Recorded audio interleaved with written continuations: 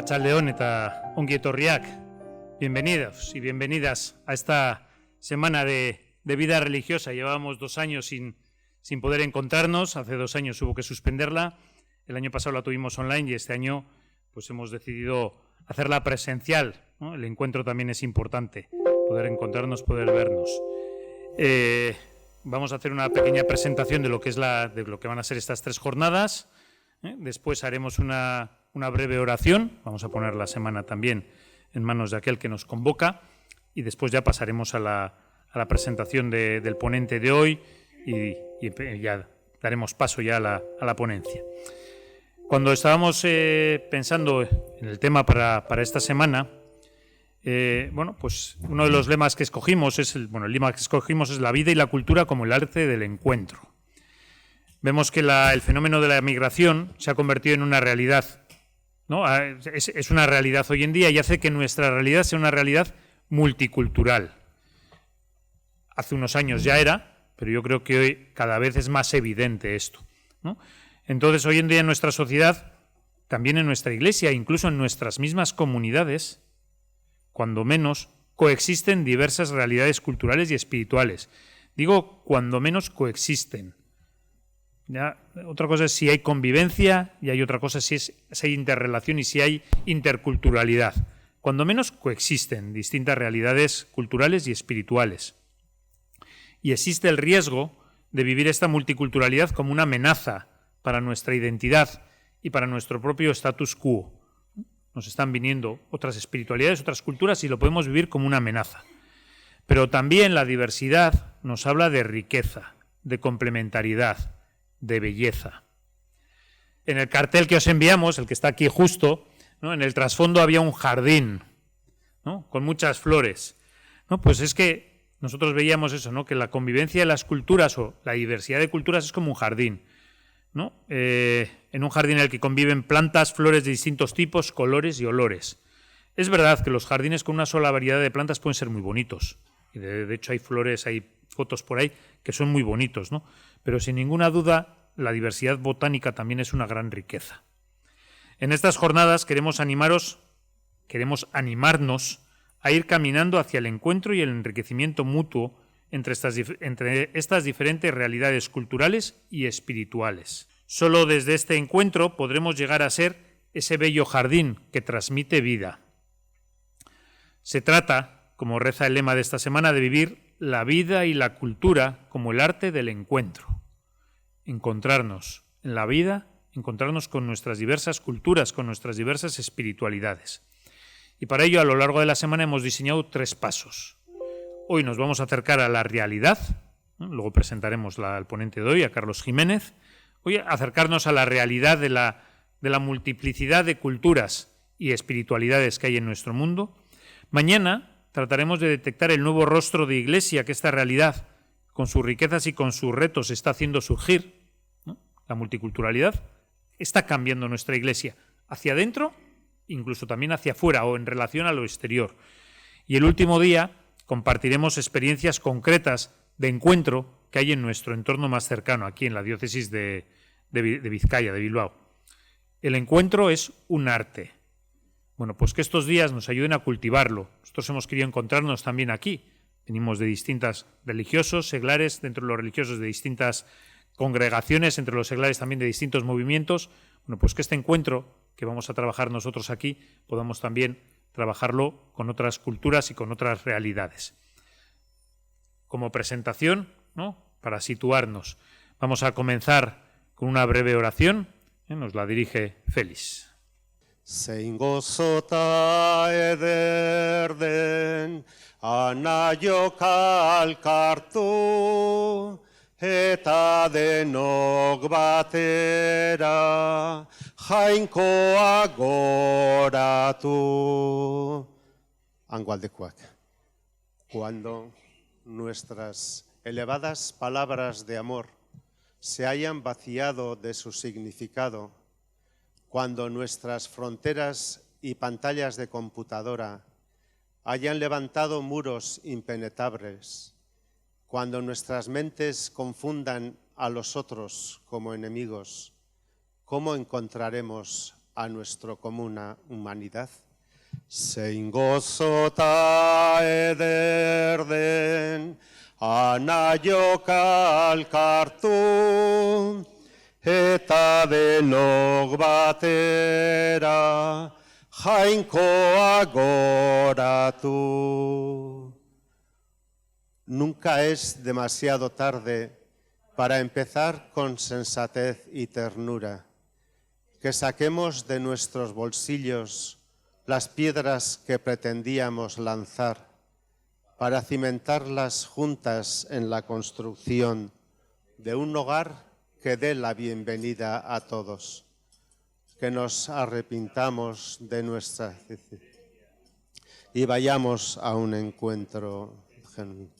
Zein gozota ederden, anaiok alkartu, eta denok batera, jainkoa goratu.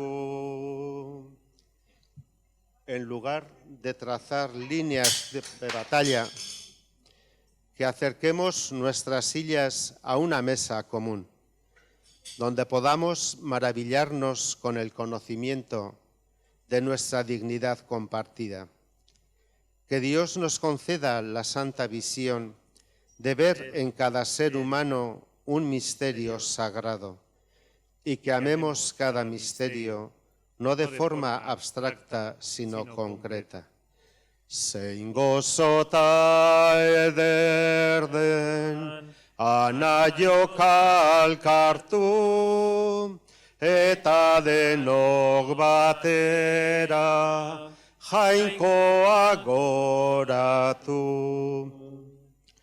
Así como Tomás tocó las heridas de Jesús, que no tengamos miedo de tocar las heridas de nuestro vecino que sufre, que depongamos nuestras armas y ofrezcamos nuestras manos extendidas hasta que no haya un ellos, sino solo un nosotros, hasta que seamos por fin hermanas y hermanos todos. Amén.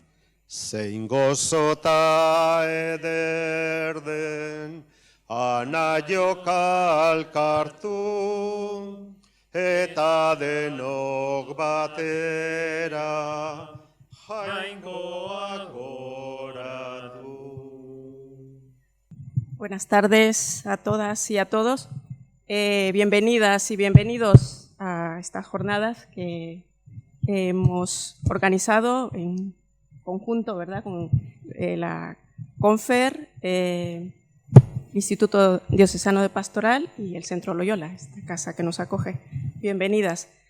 Pues damos también la bienvenida y agradecimiento a Carlos Jiménez, que nos sigue vía Zoom, que de verdad le hubiese gustado estar aquí con nosotros y con nosotras, que era su deseo, pero bueno, ahora a última hora ya nos comentará, ¿verdad?, los cambios que ha supuesto.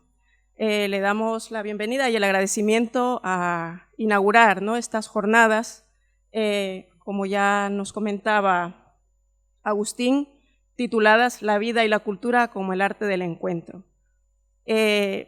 Preparándolas esta jornada veíamos importante, ¿no?, partir de un marco, de algo que nos ayude a entender, ¿verdad?, esta realidad diversa, de tanta riqueza, pero también compleja, ¿verdad?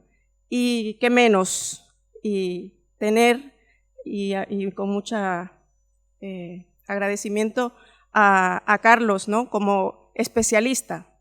Pues voy a leer un poco su recorrido, pero un poco desde nuestra experiencia y de lo que le conocemos por aquí, pues ha estado y está muy de cerca, ¿no?, en la estrategia antirrumor del Ayuntamiento de Guecho, del encuentro y toda la propuesta antirrumores de Gobierno vasco, y él aquí ha estado muy de cerca en nuestro entorno también. Bueno, Carlos Jiménez es catedrático de Antropología Social en la Universidad Autónoma de Madrid, director del Instituto Universitario de Derechos Humanos, Democracia y Cultura de Paz y No Violencia, Demospaz, de esta universidad.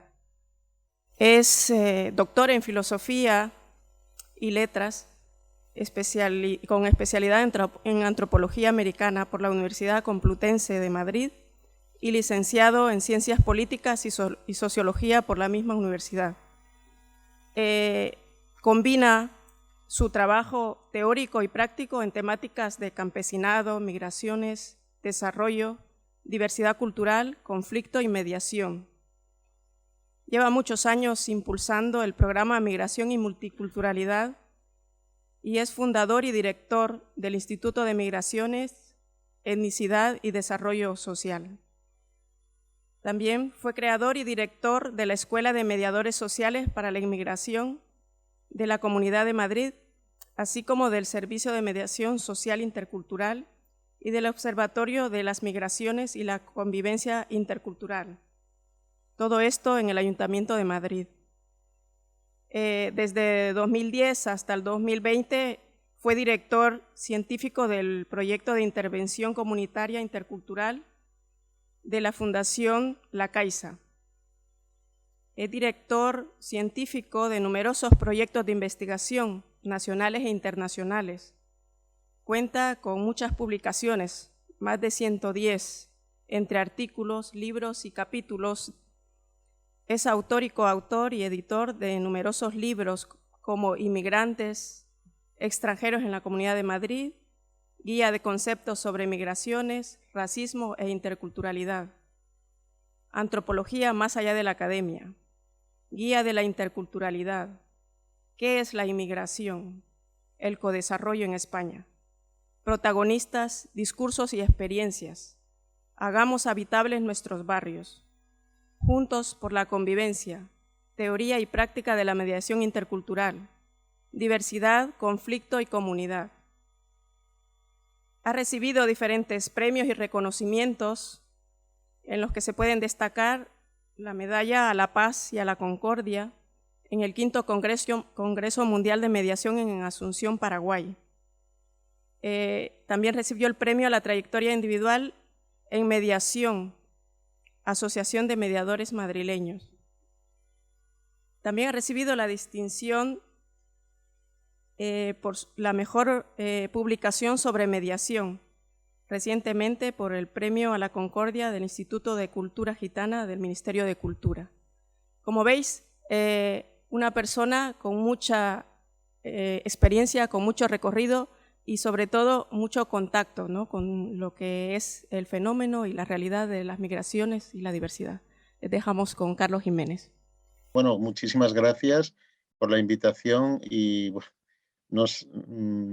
me quedo un poco confuso después del ridículo, porque lo que soy es muy, muy amigo de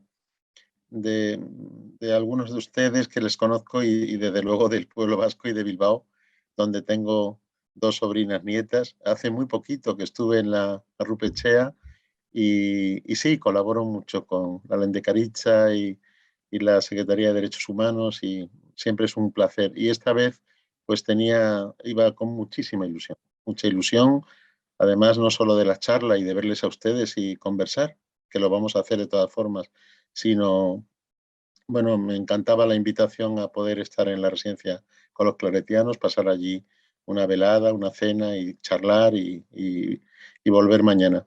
Han sobrevenido varias cosas. Yo estoy delicado, estoy recién operado de corazón, pero podía ir. Lo que pasa es que llevo unas semanas absolutamente dedicado al tema de la guerra de Ucrania como director del Instituto de Derechos Humanos y hoy había una reunión muy importante de todo el Estado a la que no podía faltar y bueno, había una complicación también familiar porque tengo después de esta sesión una sesión de terapia familiar. En fin, no les voy a quitar ni 20 segundos, solo que hablándolo con Agustín le agradezco muchísimo la comprensión, muchísimo, y he quedado en deuda, le digo, bueno, vimos esta salida, lo siento muchísimo, lo agradezco, desde luego quedo comprometido a visitarles y vernos en directo, sin duda ninguna. Entiendo que me ven bien. Yo, discúlpenme que, claro, ahora yo me muevo mucho, les veo, los ojos de la gente son fundamentales y bueno, me sitúo allí en la sala. Yo me quedo tranquilo sabiendo que me oyen bien, ¿vale? Entonces, tenemos hora y media por delante. Voy a abordar esta primera charla de las jornadas, que les deseo que vayan muy, muy, muy bien, muy bien. Y me decían, pues eso, que contextualice, ¿verdad? Todos estos temas de la diversidad cultural, las migraciones y todo este reto fantástico y descomunal y complejo, como ha dicho la compañera, ¿no? Y eso voy a hacer en 6 partes, en 6 pasos, cada uno 5 o 6 minutos, para que haya tiempo, no de sobra, nunca hay, pero para conversar. Estoy encantado de luego escuchar sus inquietudes y sus preguntas. Empezamos entonces, empezamos.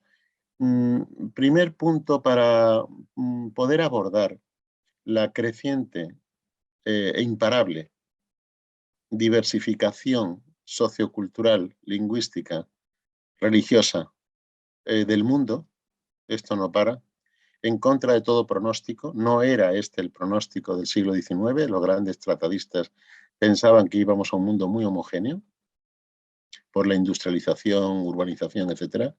El mundo tiene una cara globalizadora clarísima de convergencia, pero tiene una cara completamente de diversificación, de nuevas identidades, de nuevas afirmaciones de las ciudades, etcétera. Y la gran pregunta, lo que nos une es eh, cómo abordarlo, y cómo se está abordando y qué hay que hacer. Entonces, yo voy a hacer una serie de reflexiones generales y particularizaré desde el punto de vista de las religiones. Ese hecho histórico, evolutivo, tan ligado a las culturas. No es lo mismo la dimensión cultural que la religiosa, pero están estrechamente vinculadas. El primer punto es que les quisiera hacer conscientes de que hay una palabra nueva en el mundo, no nueva, sino que no de moda tampoco, sino central, que es diversidad. Me ha gustado la referencia que se hacía ante las plantas, porque aquella diversidad que los botánicos veían en el siglo XVIII y XIX y que llevó a los evolucionistas a hablar de la evolución de las especies, los miles de especies, pronto se conceptualizó, se entendió como diversidad cultural, étnica, racial, lingüística, por los antropólogos, por mi profesión, allá por mediados del siglo XIX. En el censo de antropología se enumeran muchos criterios taxonómicos, pero en torno a 10.000 expresiones culturales del ser humano. Una es la expresión vasca, a su vez muy compleja en Euskadi, en Francia, en Reno, en Estados Unidos, en las migraciones al País Vasco. Ya solo la cultura e identidad vasca ya es muy compleja. Pero piensen en la cultura e identidad gitana, o maragata, o chueca, o gallega, o neoyorquina, o pigmea, o maorí, etcétera, etcétera, etcétera, etcétera. Así que tenemos algo, como se ha dicho, grande, algo grande. Y es que lo uno, es decir, el sapiens, la humanidad, lo uno se expresa de formas múltiples. Y esto, que debería ser solo una riqueza, se convierte en un gran problema, se convierte en islamofobia, en cristianofobia, en luchas de religiones, en guerras, etcétera, etcétera, etcétera. ¿Qué hacer? La diversidad se va complicando porque a la diversidad biológica y a la diversidad étnica cultural se está sumando en los últimos 20 años algo que va a influir enormemente en estos debates, y es lo que llamamos en la literatura, se llama las identidades sexogenéricas, es decir, el dimorfismo sexual humano, XXXY, por cierto, negado también, puesto en cuestión por algunos tratadistas, de que eso no es tan genético como parece, sino que el sexo es cultural, pero en fin, no nos metamos en eso. Han surgido poco a poco las expresiones homo, hetero, no binario, binario, dejemos ahí el tema. Y finalmente la última ola de diversidades es las diversidades funcionales. los discapacitados prefieren muchos movimientos de discapacitados que es ser entendidos como diversidad funcional. Diversidad biológica, cultural, étnica, racial, religiosa, sexogenérica, funcional. Como ven ustedes, algo está pasando en el mundo y es que al mismo tiempo que nos globalizamos, las tecnologías de la información y comunicación, como esto que está ocurriendo ahora mismo, que está ocurriendo en millones de lugares, está viendo sesiones como esta, eso es una convergencia. Pero al mismo tiempo, el mundo se va diversificando y las personas van disponiendo muchas veces de identidades múltiples. ¿Me estás hablando como mujer? ¿Me estás hablando como feminista? ¿Estamos hablando políticamente? ¿Estamos hablando como religiosos? ¿Estamos hablando como qué? ¿Cómo me estás entendiendo? ¿Cómo te estoy entendiendo a ti? Esto le llamamos la negociación situacional de las identidades. Las identidades son plurales, cada vez más, y esto no siempre redunda en salud, en cohesión, sino muchas veces en fragmentación, en individualización, etc. El tema ahí queda planteado. Segundo punto. Lo primero, hemos visto que la diversidad está en el centro y que hay que abordarla bien. Segundo punto. Migraciones. Es a lo que me dedico. Movilidad humana. Vamos a hablar de movilidad. Otra cosa imparable. Imparable. Pueden construir muros aquí, allí, allá, que esto es imparable. Imparable. Hablemos solo de los migrantes, de los inmigrantes y de los refugiados. Ahora con más dolor todavía, porque a los refugiados que reconoce Naciones Unidas, varios decenas de millones, se han venido a sumar en unos pocos meses 6 millones más saliendo de Ucrania, de la invadida Ucrania. Pero además 2.800.000 desplazados internos. Cada vez hay más refugiados, más desplazados. Están surgiendo refugiados no solo en Ucrania, es de justicia mencionar que hay 34 conflictos armados en el planeta, no solo Ucrania. Hay más de 5 millones de refugiados sirios que se ven ahora muchos de ellos como puestos en cuestión al ver que Europa, que no podía hacer nada con los migrantes sirios, con los refugiados, ahora en pocos días es capaz de hacer mucho. Por ejemplo, España, de reconocer a todos los ucranianos, poner en marcha procesos de nacionalidad, etc. ¿Por qué con los ucranianos sí? No con los sirios, no con los yemeníes, no con los congoleños, no con los sudaneses, no con todos los que tienen que buscar el refugio. El refugio es lo mismo en todos. Parece que no. Pero en fin, ¿qué les quería decir en este segundo punto? Pues que la sorpresa es que no hay tantos migrantes, hay 300 millones según la Organización Internacional de las Migraciones, es decir, solo el 3,4% de la humanidad, de los 6.700 millones de seres humanos, está fuera de casa. Esto es sorprendente. La percepción que hay no es esa, la percepción es invasión total. Europa tiene pocos. La segunda sorpresa, Europa solo tiene, no llega, contando los irregulares, la Unión Europea no tiene más de 30 millones. Es un 7-8% de su población. Es decir, hay 270 millones que no están en Europa. Están en países mucho más pobres y están como migrantes, en el Golfo Pérsico, en fin, no puedo cansarles con esto, ¿no? En cualquier caso, no es una cuestión de números. No es una cuestión de números. Es una cuestión de personas individuales que se ven forzadas o no, también hay migraciones voluntarias, a salir de su tierra, a ir a otro lugar, o el refugio por razones de riesgo y de amenaza. En el caso español no hemos tenido inmigrantes durante 500 años prácticamente y en las últimas décadas nos hemos llenado de ellos. España ha pasado de ser de un país de emigración, por ejemplo, emigración vasca, a un país de inmigración. Tenemos algo más de 6 millones de personas, 11-12% de nuestra población.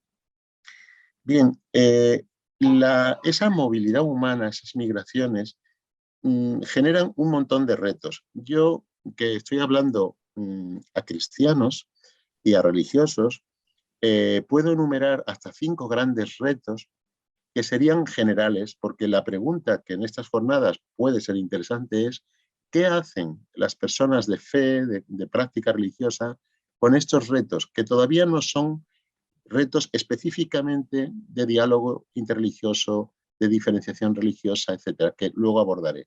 Les digo retos que son generales, que son, según el Pacto Mundial para la Migración Segura, Ordenada y Regular, firmado por Naciones Unidas y todos los países en Marrakech en 2018, hay 5 retos, solo lo enumero, pero la pregunta es, ¿cómo interpela a una persona, como ciudadana o ciudadano, como profesional y como creyente, como practicante, lo siguiente? En primer lugar, en ese pacto, el primer tema es el acceso, la llegada.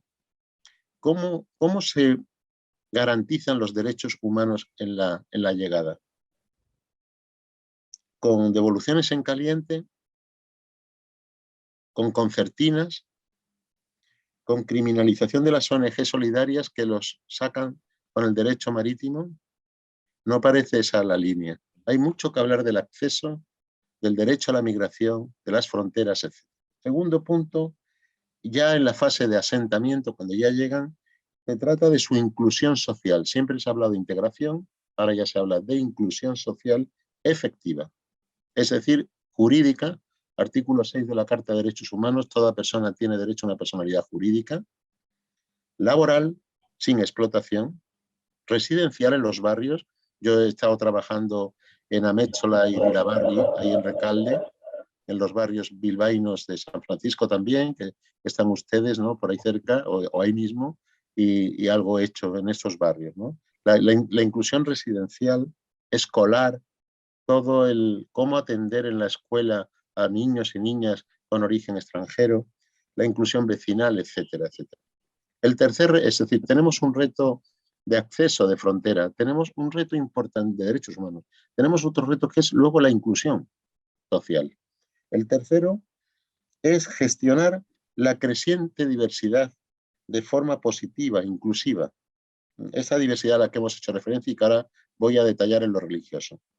¿Cómo gestionar? Porque claro, las migraciones, la movilidad supone un mundo ya no de nacionales, sino de nacionales y extranjeros, ya no de una diversidad interna española enorme desde hace 2000 años. No, no, no. Es que la diversidad de las comunidades autónomas, las 4 lenguas oficiales, los euskaldunos, los euskaldunes, los baseritarras, los arranchales, todo eso se complejifica con los chinos, los rumanos, los amerindios, etcétera, etcétera.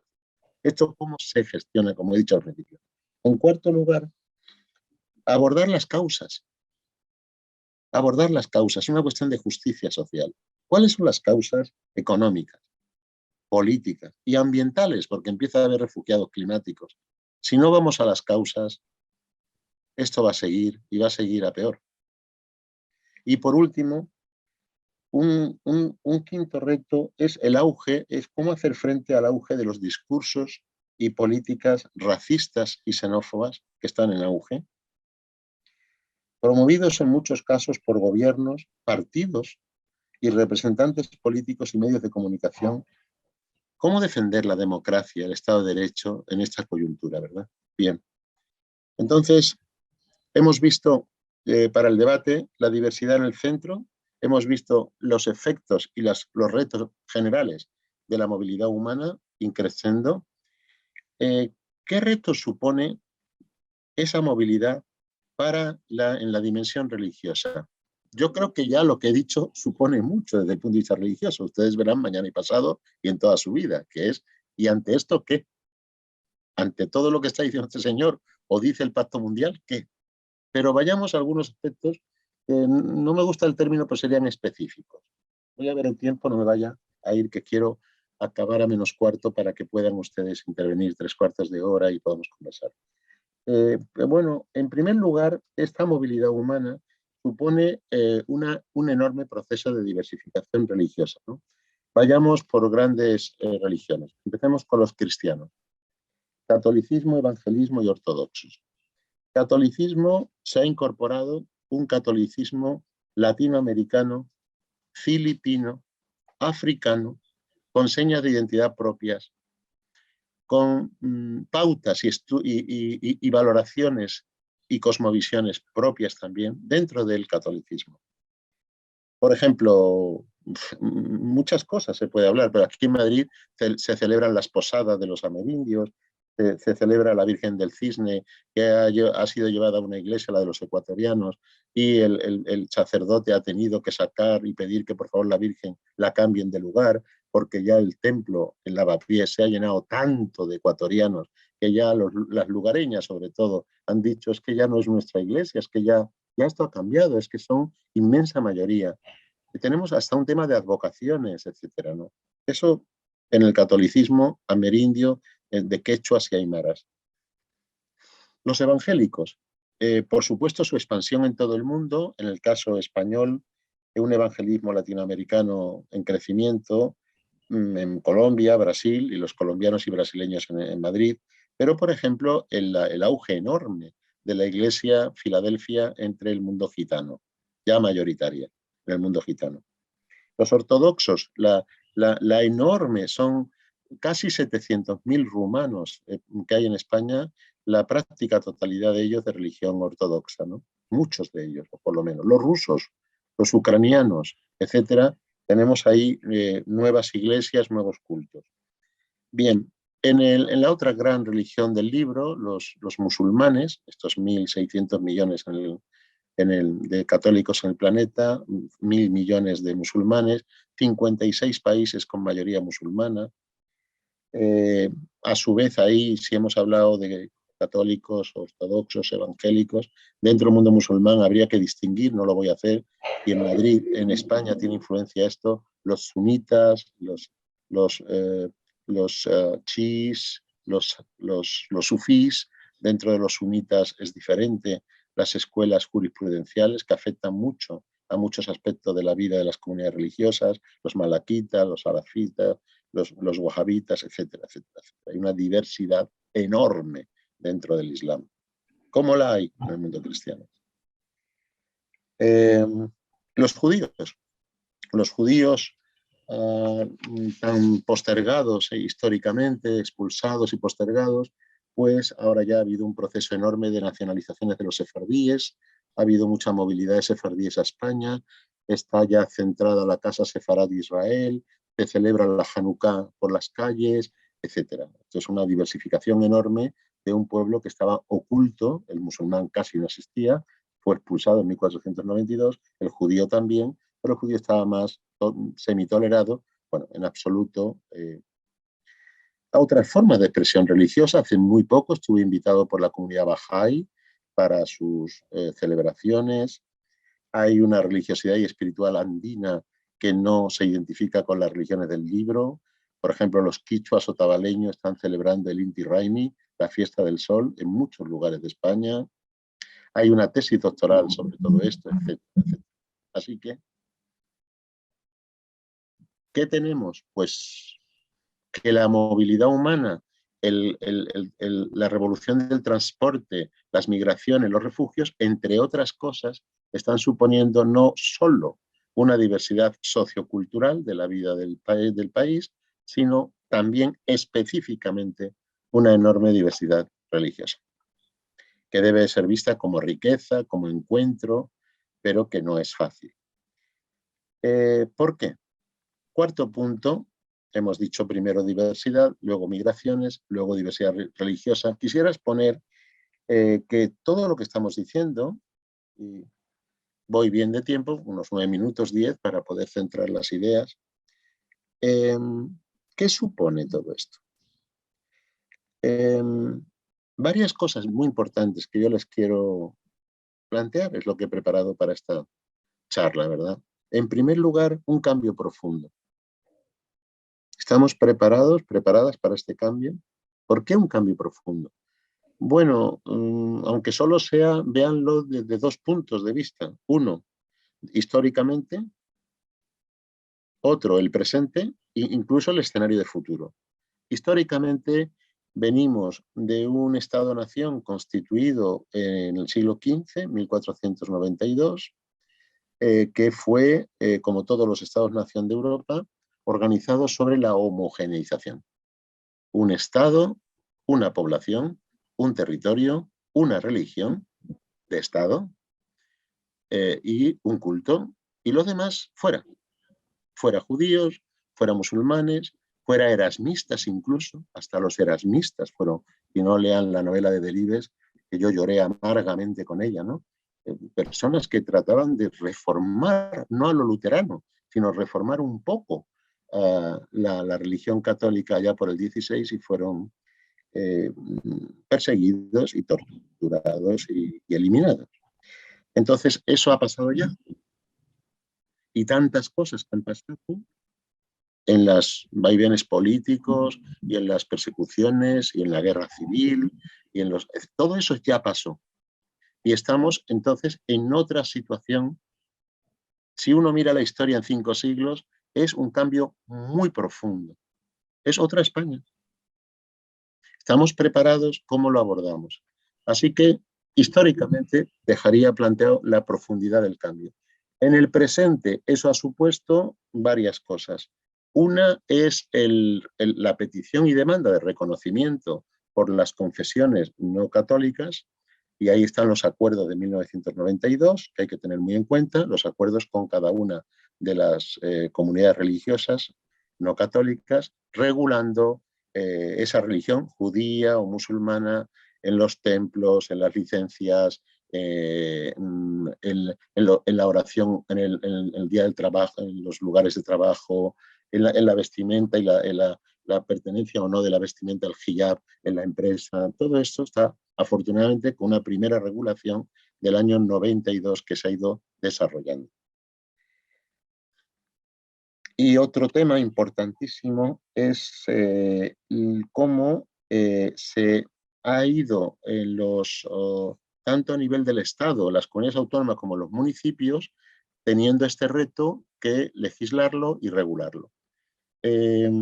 Aquí tengo un documento basado precisamente en un informe del gobierno vasco sobre la diversidad religiosa para la gestión positiva de la diversidad y también en la experiencia de Bilbao y de otros lugares, cuando en la anterior legislatura en Madrid nos pidió la alcaldesa Manuela Carmena qué pasaba con este tema, puesto que en algunas veces cuando ella iba, por ejemplo, la alcaldesa a celebrar la Virgen de la Almudena, pues algunos le decían que qué hacía una persona no creyente en un acto de ese tipo. Ella respondía que era la alcaldesa de todos, pero es que otros le decían que qué hacía una alcaldesa en un acto religioso, que eso era un tema que debían celebrar los creyentes, pero no el pueblo de Madrid. A eso respondía que esta es una festividad religiosa, pero popular. Bueno, como esto les puedo poner muchísimos casos de debate, qué pasaba con los cementerios, etc. Entonces, se hizo este documento, Principios y Criterios de Actuación Municipal en materia de libertad de conciencia, donde, además de recordar el artículo 18 de los derechos humanos sobre libertad de conciencia, pensamiento y religión, o el artículo 16 de la Constitución española, siguiendo esa línea, etcétera, además de todo el marco jurídico, si quieren luego lo abordamos, pero creo que no es menester. Se hizo una comisión que yo medié, fui el mediador junto con otro colega, y en 16 reuniones durante 18 meses, que no lo olvidaré jamás, por la enorme complejidad de lo allí hablado, porque estaban, por un lado, las confesiones religiosas y sus representantes, y por otro lado, los representantes de Madrid laica, España laica, Europa laica. Quiero con esto decirles que tenemos que gestionar la diversificación religiosa en España con un incremento de las demandas y posiciones de laicidad. Ese es un punto importante. Otro es con una disminución de los fieles o los creyentes. El informe de ayer mismo fue de televisión, yo no me lo esperaba. Hemos hecho muchas encuestas en el proyecto que se ha mencionado de barrios, hicimos 6 encuestas y siempre salía el 26-28% de las personas de los barrios que respondían no religión. Ayer dijo la televisión 33, un tercio. dependía mucho de la comunidad autónoma. Oscilaba muchísimo, en algunos lugares muy bajo, 17, 20, y en otros hasta el 40 y tantos. Oscilaba mucho. Bueno, el caso es que si ustedes ven este documento, aquí se está regulando la participación de los cargos públicos en los actos celebrativos de entidades religiosas. Es decir, no solo si el alcalde de Sevilla puede ir a la Semana Santa, sino si debe ir a la celebración de la ruptura del ayuno del iftar, como estuve el otro día rompiendo el ayuno musulmán y vino el ministro de Cultura con nosotros, por ejemplo, ¿no? Deben ir. ¿Es opcional? ¿Qué actos religiosos deben celebrarse en el ámbito municipal? Punto 2.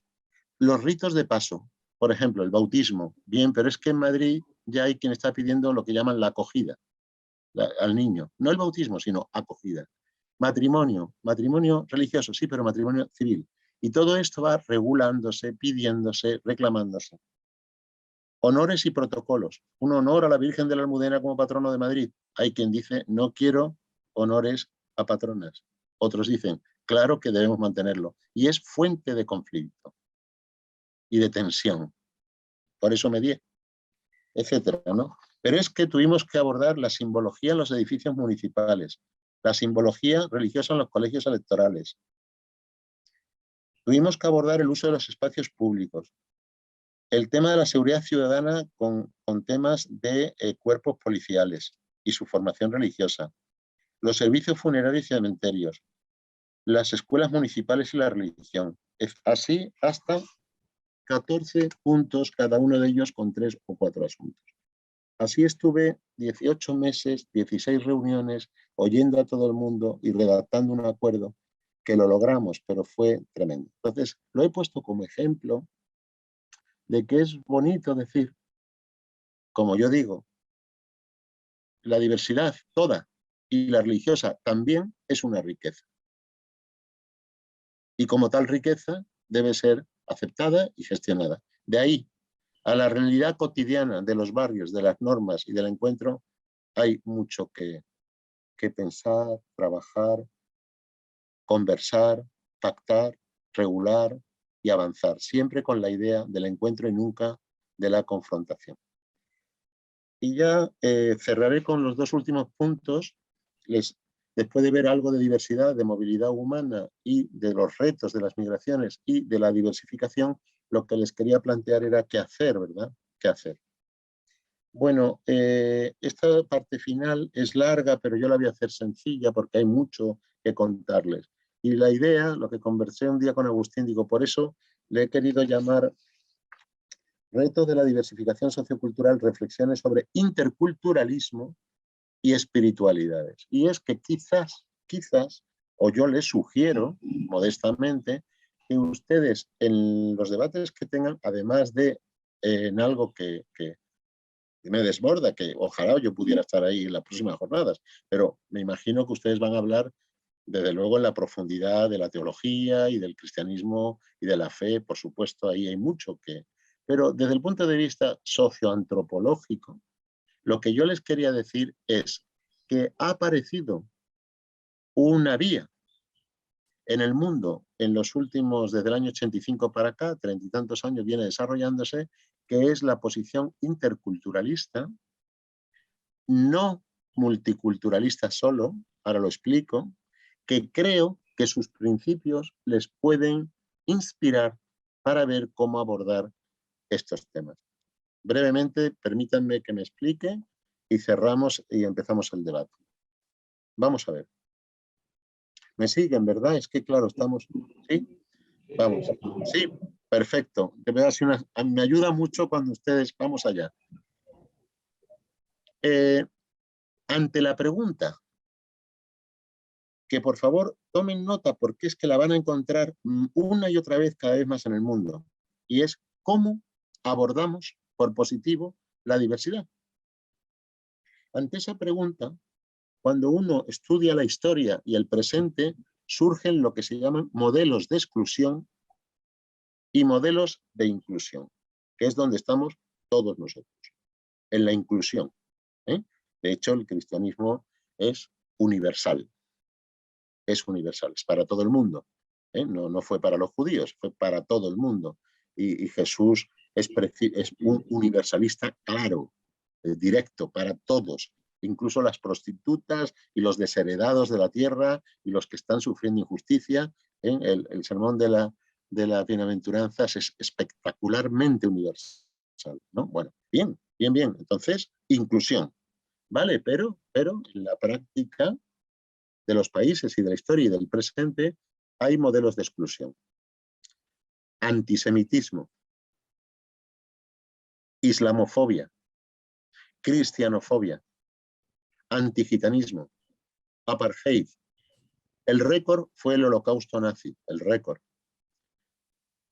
En fin, genocidio, etnocidio. No les voy a amargar la noche, no quiero seguir.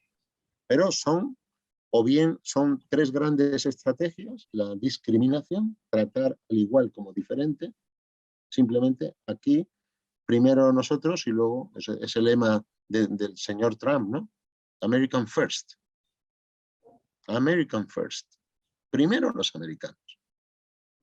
U otros que dicen, primero los de casa, aquí en España. Primero los de casa. Primero nosotros. Bueno, es que aquí, entre otras cosas, están rompiendo el concepto de prójimo. Entre otras cosas. Entonces, ¿qué es el prójimo? Que espere el segundo, el tercero, el cuarto a la cola. No me parece que sea esto lo que plantean las religiones. Y desde luego el cristianismo en absoluto. Pero primero los de casa. American First. Y eso lo entiende todo el mundo. Cualquier ama de casa puede entender. Pues claro que sí, si no tenemos recursos para los nuestros, ¿cómo los voy a compartir? Entonces, claro, la exclusión. Se discrimina al otro, se le segrega, no se le dan derechos, se le segrega a algunos barrios, se forman los guetos, o se le elimina, que es lo peor. Discriminación, segregación y eliminación. La eliminación es muy dura, la cultural, el fundamentalismo cultural, el etnocidio, las lenguas que han desaparecido, etcétera. Eso ha sido terrible y es. Pero, es decir, Europa es lo mejor, nosotros somos los civilizados y estos pobres bárbaros hay que ayudarles, hay que, en fin, los indios, aquel debate de Bartolomé de las Casas con Ginés de Sepúlveda, si los indios tenían o no tenían alma, Dios mío, vaya debate, 1542, ¿no? Si tenían o no alma, por favor. Ahí está Bartolomé de las Casas diciendo, no solo la tienen, sino que tienen una convicción que ya quisiéramos alguno de nosotros, ¿no? Etcétera. Con lo cual, exclusión ha habido y hay a raudales. ¿Qué tenemos en la inclusión? Los que somos, creo que toda la sala y yo, desde luego me dedico a esto, queremos una sociedad inclusiva, donde nadie queda atrás, donde todo el mundo pueda tener una libertad de conciencia, de pensamiento, de espiritualidad, etcétera, ¿no? Ahí tenemos dos grandes apuestas, nada más, dos. Cada una ha tenido sus formas, sus modalidades. La asimilación y el pluralismo cultural. La asimilación empezó por positivo y, como ya sabíamos, ha tenido un rotundo fracaso, porque no es una verdadera inclusión. La asimilación consiste en, al que viene, aceptémosle, démosle casa, otorguémosle nuestros derechos, hagámosle nuestro igual, enseñémosle nuestra lengua, pero olvídese de su cultura, religión y lengua propia. Olvídese. Aquí somos vascos y ya está, y punto. O aquí somos españoles y esto es lo que hay. Como las lentejas, dicen algunos asimiladores. Si te gusta, bien, y si no, las dejas. Pues te largas a tu casa. ¿Que no te gusta esto? Pues te va. Y si te gusta, esto es así. Esto es así. Y fue siempre así. Esa es una de las falsedades de la asimilación. No fue siempre así. No es cierto. Esto era de una manera, fue cambiando, ahora es así y mañana será de otra. La cultura siempre es cambiante. Siempre. ¿Vale? Entonces, la asimilación, sabíamos, la ha practicado muy bien Francia, porque Francia tiene los liceos, la lengua, la nacionalidad sobre todo. Antes, cuando se nacía en Francia, se era francés, eso benefició a decenas de miles de republicanos españoles exiliados, les benefició mucho, pero eso ya se cambió, las leyes Pascua, etcétera, etcétera. La asimilación cierta asimilación está bien. Es decir, allá donde fueres, haz lo que vieres. Y si te vas a un lugar, respeta ese lugar y hazte del lugar. Como decía el padre Ricci, el jesuita del siglo XVI, cuando fracasaban los jesuitas en China una vez, otra vez, el mensaje del padre Ricci fue hacerse chinos. Y fue cuando los jesuitas aprendieron la lengua china, se hicieron muchos de ellos taoístas, lo compartieron con el cristianismo, vistieron como funcionarios chinos, se presentaron a las pruebas de los tribunales chinos de gobierno, se pusieron la perillita china y entraron fenomenalmente. Hacerse chinos. Es decir, cierta asimilación no está mal. Pero cierta, no obligues al otro a yo te acepto siempre que seas como yo. Claro, yo aceptarte acepto, pero te falta un poco a ver si te dejas convencer de que yo tengo la verdad, la razón, el camino, todo lo tengo yo. Soy muy bueno y te lo voy a dar, a ver si te dejas. Ojalá y te salvas conmigo, ¿verdad? Bueno, pues es una asimilación que va a fracasar. Ya ha fracasado en Francia y en Estados Unidos. ¿Qué queda? Acabo con esto. Queda lo que hay antecedentes en la historia, la España de las tres culturas, el Milet turco, otomano, hay muchos antecedentes, pero en los años 60 se configura una fórmula que es el pluralismo cultural, que es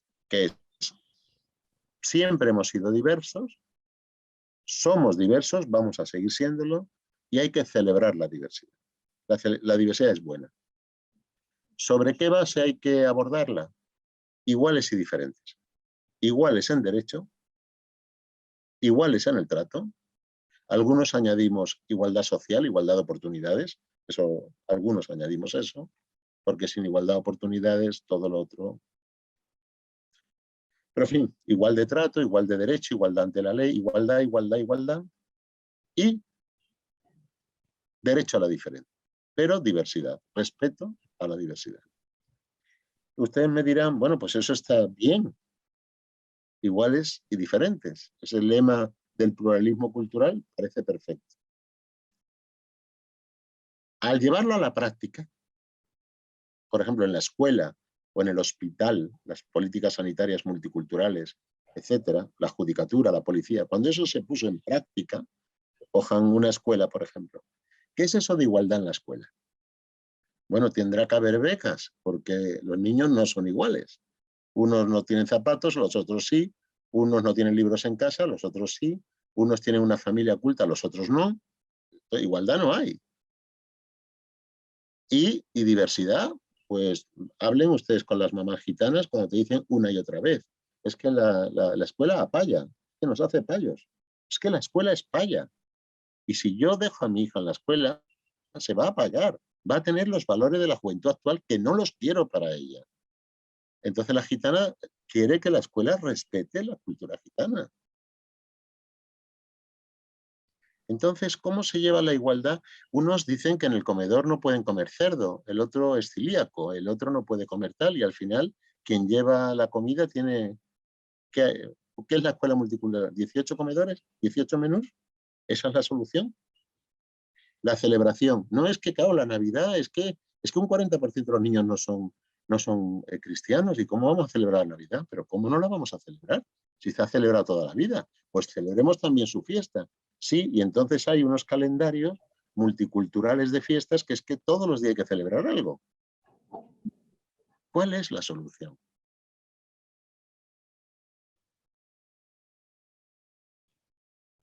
Bueno, pues como les decía, desde el año 80 y tantos ha venido viéndose que el multiculturalismo, que está bien, iguales y diferentes, requiere de una reforma, requiere de otra alternativa, que es lo que se llama interculturalidad. Y es sí a la igualdad, sí al respeto, por supuesto, pero falta un tercer principio. Y es inter. Lo que hace falta es interacción positiva entre los diferentes. Hay que crear espacios de encuentro.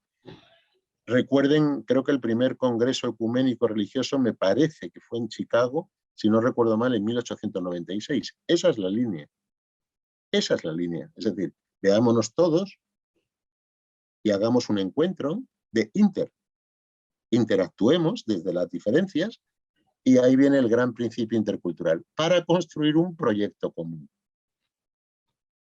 Es decir, los diferentes culturales o lingüísticos o religiosos se juntan en espacios, como dice Jean-Paul Lederach, espacios improbables, que hay que generar porque si no, no se crean, dialogan, se conocen, se reconocen y aportan su diversidad no solo para respetarla, sino como un aprovechamiento de lo diverso para un proyecto común. Y aquí acabaría yo diciéndoles, ¿y cuál es el proyecto común? ¿Qué es lo que tenemos en común todas las personas? ¿Qué puede unir el planeta en una etapa de la evolución humana en la que nos jugamos la biosfera y por lo tanto la supervivencia de la especie? ¿Cuál es el proyecto común? El otro día en Bilbao, que estuve con los técnicos de inmigración para presentar mi último libro, al que se ha hecho antes referencia, de la red de antirrumores, del programa ZAS del País Vasco, yo les pregunté esto. Ellos eran más jóvenes y yo les dije que les hablaba con mis 69 años. Yo viví la transición española y viví una ilusión. Viví una ilusión. Se podía decir con una sola palabra. Libertad, democracia, Estado de Derecho. Nos unía a millones de personas. ¿Cuál es hoy la ilusión? ¿Qué une a la gente? ¿Qué pueden aportar las religiones en ese proyecto común? ¿Qué se puede aportar desde las religiones en el trabajo en los barrios? Por ejemplo, eso es una experiencia muy positiva que luego les puedo contar. En muchos barrios de los que he trabajado con Caixa se han generado mesas de diálogo interreligioso, los líderes religiosos han apuntado al proceso comunitario y han mostrado que sus valores religiosos sirven para la conformación de una comunidad diversa, una comunidad donde hay payos y gitanos, donde hay rumanos y españoles, una comunidad diversa y el imán o el párroco o el pastor, uniéndose al proceso comunitario de barrio, han mostrado cómo entre ellos hay unidad y además ponen los valores de su diversidad al servicio de un proyecto común, en este caso un barrio en paz, ¿no? Bueno, pues yo lo dejaría aquí para que tengamos tiempo. He hecho un esfuerzo por ser sintético y espero haber acertado con esta contextualización que ustedes querían para a partir de ahora ir trabajando en las jornadas. Eskerrik asko, muchísimas gracias. Eskerrik asko.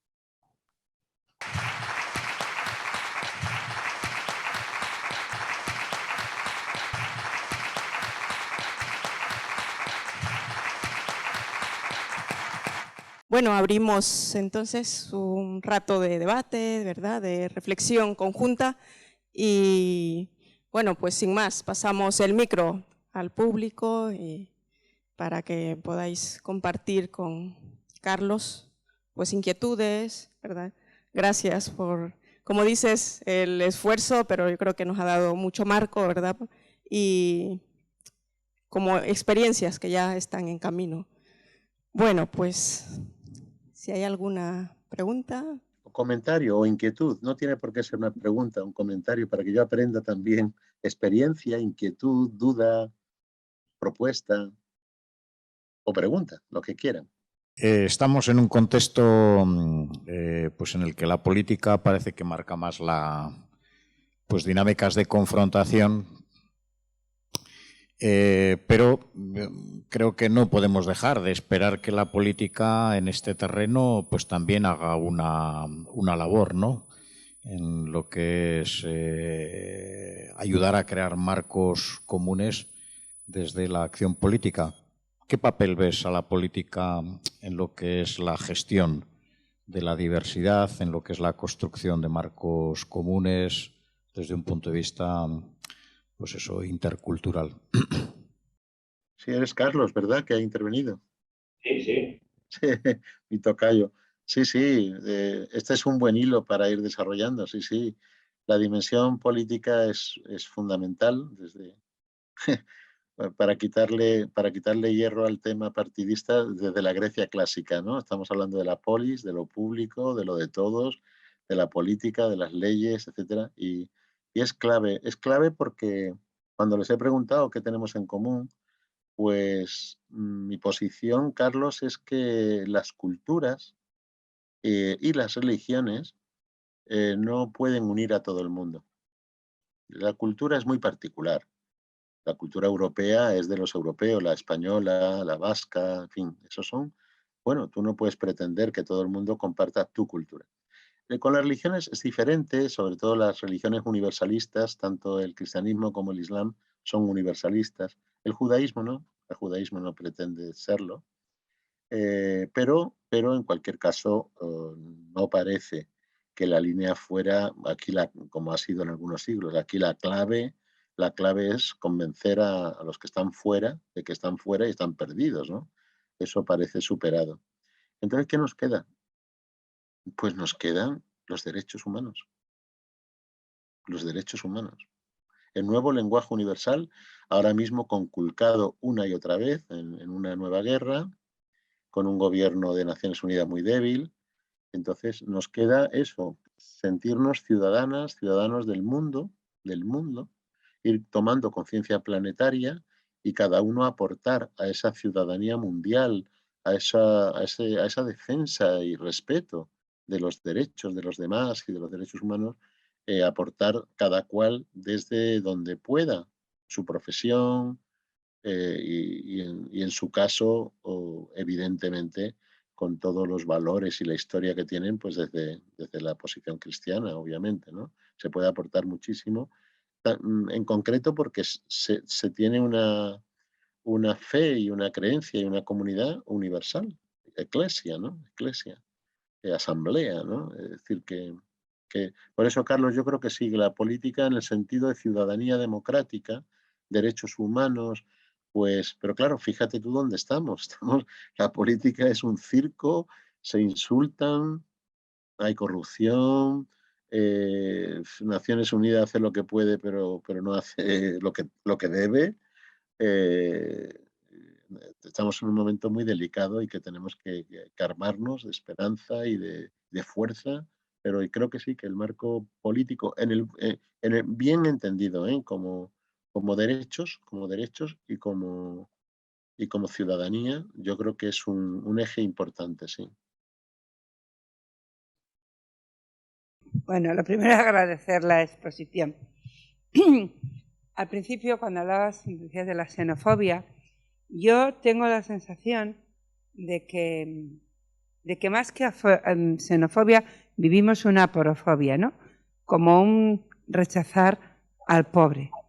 Parece que al hablar de las muchas culturas, yo tengo la sensación de que la cultura del bienestar se ha convertido en el centro cultural. O sea, por encima de mi cultura, de mi lengua, incluso de mi religión, está el que yo esté bien.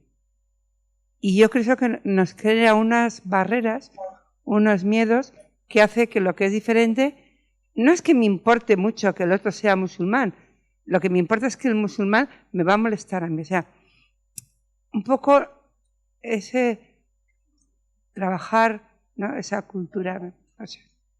Sí, comprendí bien lo que esta señora decía, porque yo lo oigo con poco dificultad, pero creo que fue suficiente, y es que estamos ante una aporofobia, ¿verdad?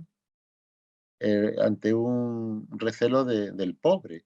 Hemos endiosado y hemos puesto en el centro al becerro de oro, a la cultura del bienestar. Esto es lo que más nos preocupa, nuestro bienestar, y en cualquier caso tenemos miedo, en todo caso, ante el otro, ¿no? Yo creo que hasta ahí más o menos es lo que he entendido, y muy de acuerdo. Muy de acuerdo.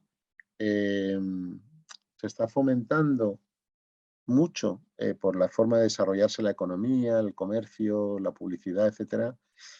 Un poco preocúpate a vivir, que son 2 días, lo importante eres tú, y luego hay mucha gente que lo pasa muy mal, muy mal, muy mal.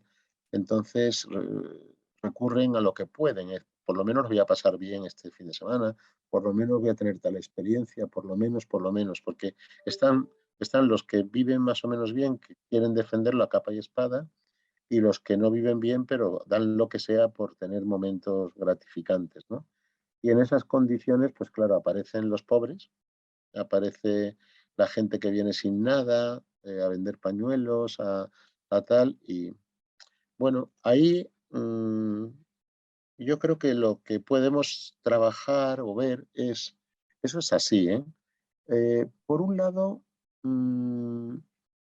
dos cosas, dos comentarios que te pueden ayudar. Uno, en las ciencias sociales se ha dicho, bueno, esto es un tema básicamente de clase, esto es de pobres y ricos, aporofobia. No, no.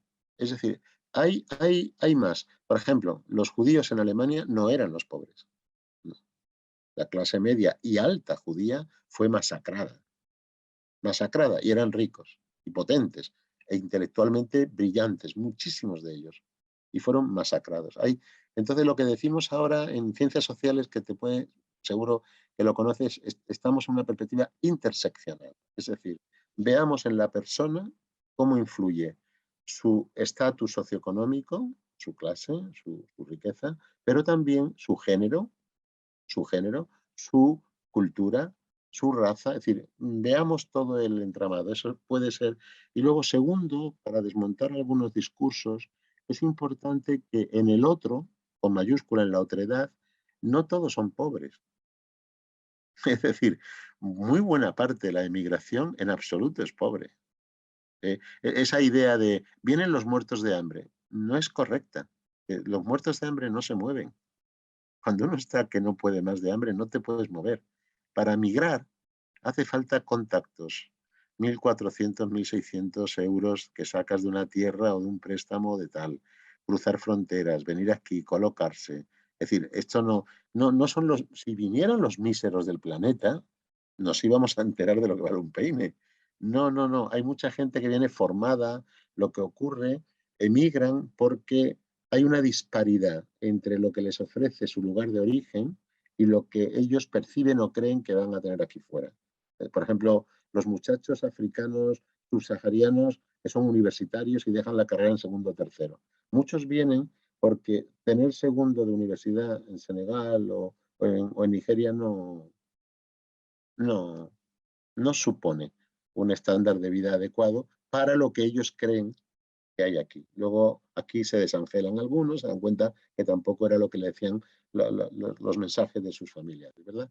Pero entonces yo creo que el mensaje es, no todos son pobres, hay gente pobre, pero esto no es una cuestión solo, y la porofobia también es interna, la hay aquí en España, ¿no? También no es el binomio que quieren montar, es nosotros ricos, ellos pobres. Pues os fastidiáis porque nos ponéis en cuestión nuestra calidad de vida. Y la realidad es, aquí hay de todo, allí hay de todo, y entre todas deberíamos trabajar para que todos pudiéramos vivir mejor. Esto es diferente, porque otro argumento importantísimo es que las migraciones suponen un factor de desarrollo importantísimo en el país que los recibe y en el país del que vienen. Es un factor de desarrollo y contribuyen muy positivamente a la economía. Entonces, si son pobres y contribuyen al estado de bienestar de aquí, cuidando a mayores, en la hostelería, en la agricultura intensiva, en el comercio, si eso lo hacen, de alguna manera tienen que participar de los beneficios de ese estado de bienestar en condiciones de igualdad. Estos son los argumentos que en la red antirrumor hemos trabajado, etc. ¿Vale? Muchas gracias, porque sí, digo, he puesto estos matices, pero el punto es ese. Aquí lo que hay es una exclusión claramente aporofóbica, ¿no? Claramente. No nos metemos con los otros, ¿no? Gracias. Buenas tardes, muchas gracias, Carlos, por todo lo que nos has dicho, ¿no? Creo que lo hemos vivido en muchos momentos, lo seguimos viviendo en esta tierra, en otras tierras. Yo quería decir una cosa. Hace como ya 30 años... Un poquito más, el micrófono más cerca, a ver si perdón, no lo escucho bien, discúlpame. Mira, sí, hace como ya 3 décadas o más escucho a personas por aquí, yo estoy también tiempo fuera, pero no estamos preparados. Lo he escuchado sobre todo a las personas en el ámbito de la educación, cuando pues ha empezado a llegar inmigración, o cuando tú hablabas de los gitanos, por ejemplo, que se han empezado más a escolarizar, ¿no? Bueno, no estamos preparados. creo que llevamos, pues eso, 3 o 4 décadas que ya nos ha dado para prepararnos un poco, pero somos una generación, diríamos, los que estamos aquí, somos generaciones que hemos vivido, como tú decías, la transición, hemos vivido muchas situaciones en nuestra historia y en la de nuestros pueblos. A mí lo que más me ha tocado, que has dicho, ¿no?, es el Inter, ¿no?, que has hablado ahora. O sea, cómo ahora los que conocemos las diferentes culturas, pues porque nos vienen a cuidar a nuestros mayores, porque nos cuidan a nuestros niños, porque están en los colegios, parece que existen esos pequeños mundos, pequeños que conocemos, pero esa interrelación es lo que a mí me preocupa, porque creo que estamos muy en pañales, por así decirlo, ¿no? ¿Por dónde nos orientarías un poco para poder en nuestros trabajos, sobre todo también, ¿no?, en los religiosos, pero en el ámbito de vida en que vivimos, que es el ámbito social, ese Inter? Gracias. He apuntado aquí, sí, creo que lo escuché con dificultad, pero muchas gracias. Sí, planteas eso. Yo he preguntado y tú contestas, ¿no?, de no estamos preparados. Se ve en muchos aspectos en el ámbito educativo y la clave la has mencionado, yo creo que es la interrelación, ¿no? Mm, mm, Tenemos que preguntarnos eso, tú lo has dicho también. Es decir, ten en cuenta que los primeros emigrantes que llegan aquí, que van a Francia y se quedan en el Maresme a recoger fresa, es del año 74-75. De eso hace ya 45 años. Vinieron antes los cubanos, que salieron tras la revolución, algunos portugueses, algunos iraquíes médicos, poco más hay aquí. Apenas había nadie en España extranjero en los 60, los 70. En el 73-74, con la crisis económica mundial, se empiezan a quedar y desde entonces no ha parado y hubo un subidón enorme con el nuevo siglo, a partir del año 2000. Y bueno, entonces, claro, es que es reciente la emigración, se hacía antiguamente, ya, pero es que estamos hablando de 40 y tantos años de experiencia inmigratoria. Y no se puede necesitar siglos para estar preparado. Entonces, ¿qué está pasando, no?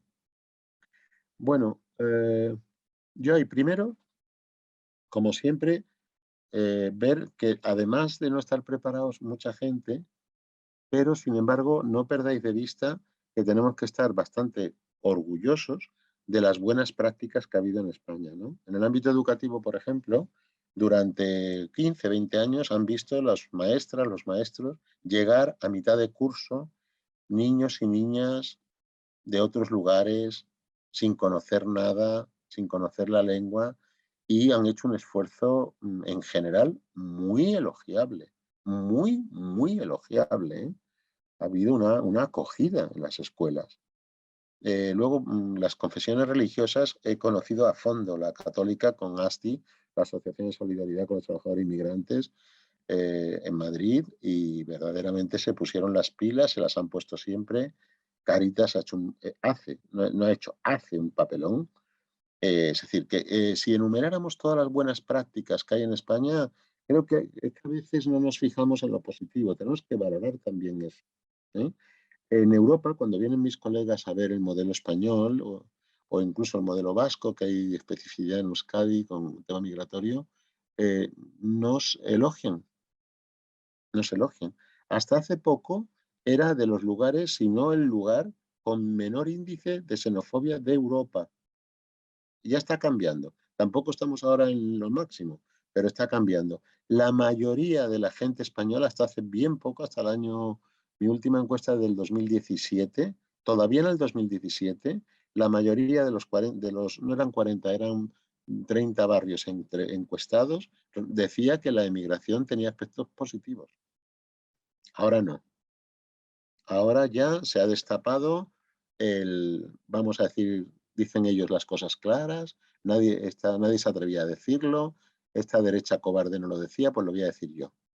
Lo voy a decir yo. Primero los de casa, stop la inmigración, los menores no acompañados son unos delincuentes violadores, venga, vamos para adelante, ¿no?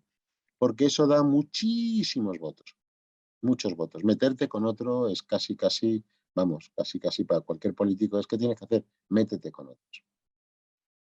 ser incluyente, tolerar al otro, respetarlo, da poquísimos votos. No, electoralmente tenemos un problema muy gordo, muy gordo.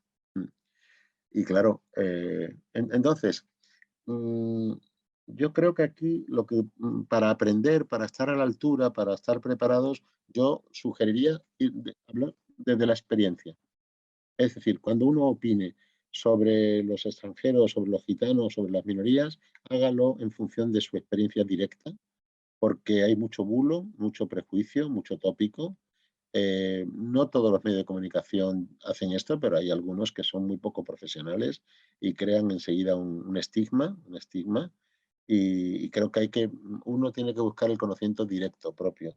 Pero has puesto el dedo en la llaga, es decir, es la interrelación. Yo por eso, no sé, perdonar que me meta un poco en lo que os incumbe a vosotras mañana, pasado y siempre, ¿no? Yo creo que hay que generar espacios, relaciones y diálogos que llama Lederach improbables. Hay que crear espacios donde los diferentes se encuentren tranquilamente, se conozcan y uno de esos espacios es el espacio religioso.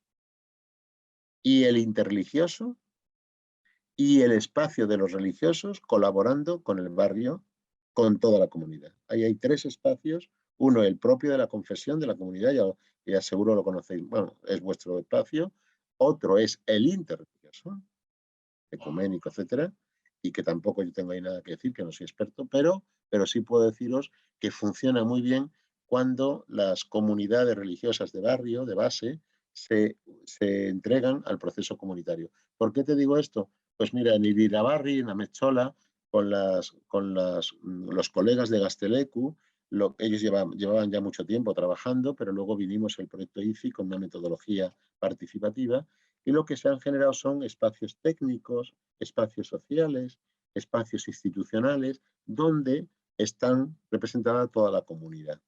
Entonces, el hecho de interactuar ya es transformador. Lo que pasa es que vivimos como en vidas paralelas. Nosotros, ellos. Yo y mis amigos, los otros amigos. La peña, los otros. Entonces, no hay. Y yo le llamo a eso coexistimos, pero no convivimos. Y si la coexistencia no se traduce en convivencia, acaba en hostilidad, acaba en enfrentamiento. Os quiero decir a los que sois euskaldunas o de lengua euskérica, que en lo que me basé para diferenciar convivencia y coexistencia, al observar que en inglés y en francés no lo separaban, me basé en las 4 lenguas oficiales de España, pero sobre todo en el euskera. Le consulté a mis colegas, a las gramáticas, y hay una diferencia en algunas palabras vascas en los valles. Una cosa es ser del mismo valle, estar ahí, aunque no le conozcas mucho. Eso no es lo mismo que conocer a alguien. Una cosa es convivir y otra coexistir. Coexistir está bien, es yo te respeto, yo le llamo respeto pasivo, no te agredo, allá tú, allá la del sexto, allá la del primero. Eso es mucho mejor que la hostilidad. Pero no puede montarse una sociedad solo sobre la coexistencia. Hay que convivir. Y cuando convives hay conflicto, hay problemas. Entonces, parte del tema está en saber relacionarse con los demás y si hay tensión, desconocimiento, prejuicio, háblese, médiese, trabájese, porque luego viene el encuentro. La convivencia es difícil porque requiere comunicación y la comunicación no es fácil.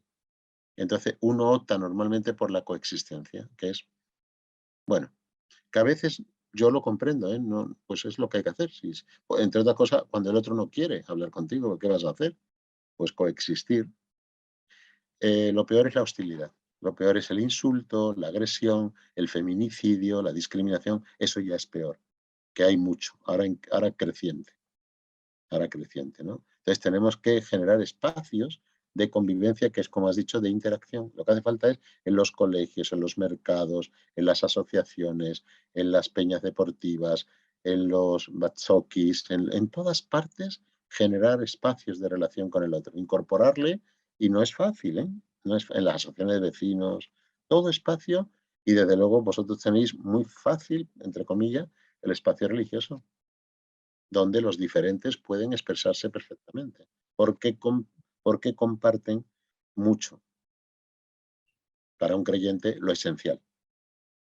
Lo esencial. Entonces, a partir de compartir lo esencial, lo demás se puede ir compartiendo. Y si no se comparte, no pasa nada, se respeta.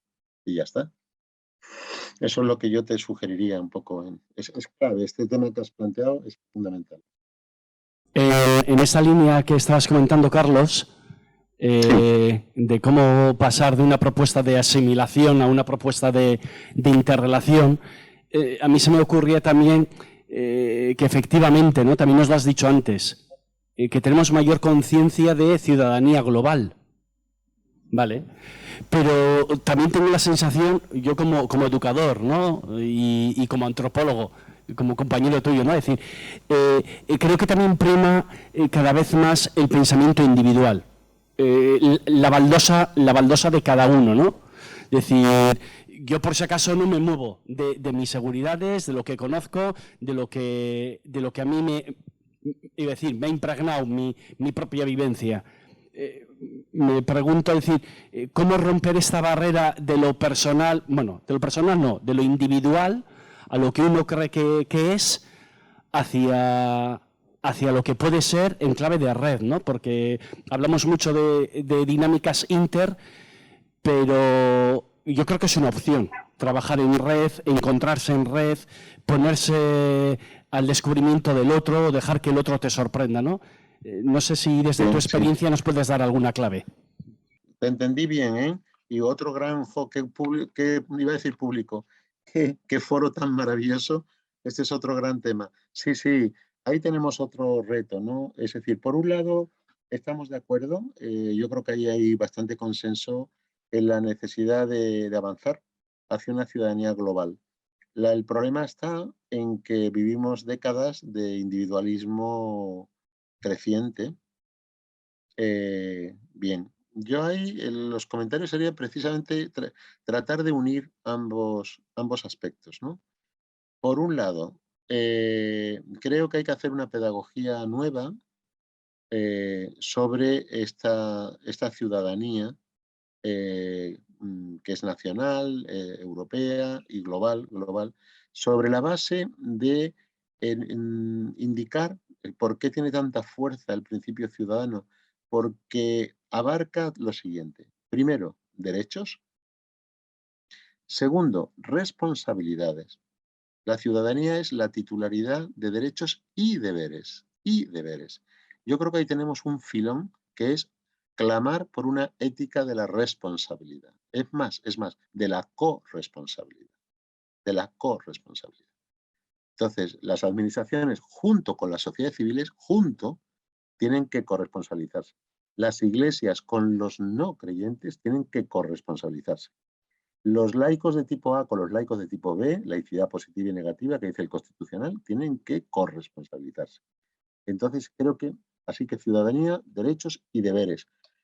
Tercer tema de la ciudadanía, la pertenencia. Cuando se trabaja, por ejemplo, en la pregunta anterior, la interrelación en un barrio, no hay que exagerar al hablar con los migrantes. Ya sé que eres de fuera, de dónde vienes, cómo eres. No. Hay que empezar a dejarles que se identifique como de acá. Yo soy de Irilabarri, yo soy bilbaíno y te lo diré con la piel absolutamente negra. Claro, de eso se trata. Yo me siento de aquí y quiero decirlo. También soy de allá. Soy un ser transnacional. Así que ciudadanía también es pertenencia. Cuarto, ciudadanía es institucionalidad. Si no hay Objetivo de Desarrollo Sostenible número 16, instituciones eficaces, próximas y sólidas, no hay ciudadanía. Este es el desastre de lo que está pasando, que la gente tiene desafección institucional. Entonces, necesitamos instituciones, es decir, y hacia las instituciones creo que hay que pregonar y hay que plantear lealtad institucional y crítica, Pero es que una cosa lleva al otro. Yo solo soy leal si te puedo decir lo que pienso. Pero te digo lo que pienso porque te reconozco. Entonces, derechos, deberes, pertenencia, institucionalidad y participación. Nuevos esquemas de participación. Entonces, yo creo que a nivel ciudadanía mundial tenemos que hablar de derechos generales humanos, de la responsabilidad de cada uno con el planeta, de poner a la vida en el centro, no solo la vida humana, la vida de todos los seres vivos, toda la vida en el centro, etc. Hay que ir abriendo una conciencia más allá de mi terruño, mi país, mi nación. No, conciencia planetaria es fundamental. Todo eso lo lleva a la ciudadanía global. Ahora bien, tú decías individualismo. Yo ahí vería dos partes en el individualismo, la positiva y la negativa. Hay una parte muy positiva. Y es, bueno, si te preocupas de ti mismo no está mal. A mí me gusta la formulación de Gandhi y de Vinoba, que llaman el autogobierno personal. Vale, de acuerdo. Me hablas de ti todo el rato. Y yo lo que le digo a los egoístas, les digo, bueno, por lo menos gobiérnate bien a ti mismo. Autogobierno personal. Creo, compañero, que necesitamos revisar a Munier y el personalismo del principio del siglo XX. Creo que tenemos que ir a un nuevo personalismo. Permitirme esta consideración de tipo, recordando a Jesús, ¿no? Se dirigía a la persona y al mundo.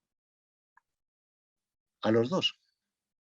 Es decir, cuando estaba la samaritana delante, era la samaritana. No eran las mujeres, pero también eran las mujeres. Si hablaba con el publicano, hablaba con él, con el romano. Entonces, me parece que hay que unir la persona, el individual, si quieres, la individualidad, diría yo, individualidad, me parece, hay que ponerla en el centro. Si no, no vamos a conectar, entre otras cosas, con los jóvenes, ¿eh? No, porque hoy día hay una énfasis identitario muy importante. No podemos plantear solo cuestiones colectivas, generales. No. Hay que decir, de acuerdo, tú y tu mundo, vale. Solo te pido, respeta a los demás, gobiérnate bien a ti mismo y échanos una mano en la batalla general. Yo creo que podemos unir ciudadanía global y nuevo personalismo. No lo sé plantear mejor, ahí estoy dándole vueltas y vueltas, pero creo que por ahí podemos trabajar juntos. Mira, es que Carlos, me pongo aquí en medio para que me veas. Está ahí en una esquina, no, ¿eh? Bueno, creo que nos has abierto pues muchas puertas o muchos caminos por los que ir avanzando. Da de sí lo que da de sí esta hora y media, ¿no? Pero muchas gracias. Creo que mañana y pasado podremos seguir avanzando. Sí, Carlos. Yo de verdad os lo agradezco de corazón, la flexibilidad y la comprensión. Os lo agradezco, que es muy importante. Y quedo eso, que ya yo os aviso con Andrea Ruiz Balsola o con Xavier Ayerdi, en fin, oye, que voy para Bilbao tal y cual, y montamos algún encuentro que yo te pueda ver y ver a las colegas que están en la sala. Me encantará y me quedo ahí a dormir y todo eso, ¿eh? Me ha quedado con pena, sí. Pues muchas gracias. Yo me quedo con... Has dicho a mitad de la ponencia, sí, has citado la palabra prójimo, que hay parte de algunas personas que se la están cargando, ¿no? Pues esa, ¿no? Ver al migrante como un prójimo del que nos tenemos que hacer prójimo, ¿no? Bueno, pues con esto, en este sentido, bueno, agradecerte. Yo no sé cómo lo vives tú, pero voy a hacer un minuto de publicidad para que tú igual también nos apoyes. Hay una iniciativa legislativa popular para recoger firmas para solicitar la regularización de tantos inmigrantes que están en situación irregular. Eso que hablabas tú, ¿no? De darles, ¿no? su elemento jurídico de laboral, pues todo, ¿no? Sí. Entonces, a la salida, hoy, mañana, pasado, podremos firmar para recoger firmas solicitando. Yo es una invitación. Lo estamos haciendo desde muchas instituciones de Iglesia, no es una iniciativa de Iglesia solo, pero desde muchas iniciativas de Iglesia lo estamos haciendo, pero también mucho de la sociedad civil. Entonces os invitamos a que firméis, bueno, todas las firmas suman, hay que conseguir 500.000 en todo el Estado español. Bueno, vamos a pensar que vamos a ser capaces. Claro. Y nada más, muchas gracias, Carlos. Besos.